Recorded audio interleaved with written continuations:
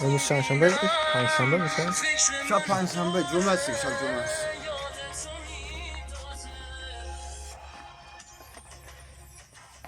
امروز جمعه شبه، یعنی پنجشنبه شبه در حال تغییر دکوراسیون. فردا جمعه دیگه.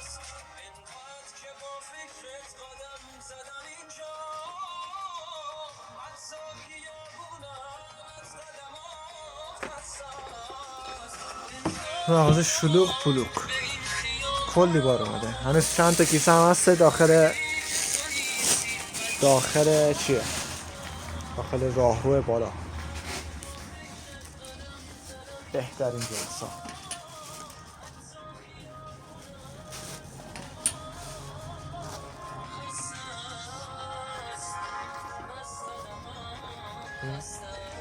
دور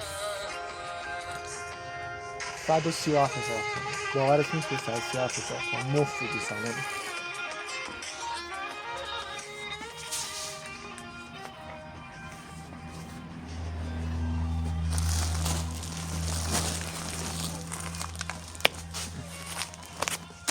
چیه؟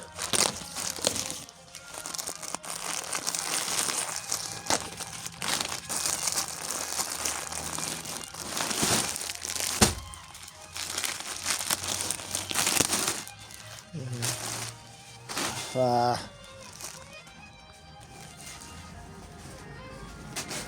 سیاه شیپوپیک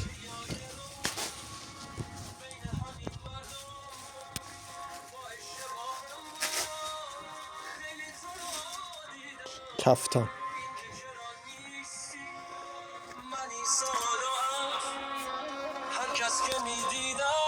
اینا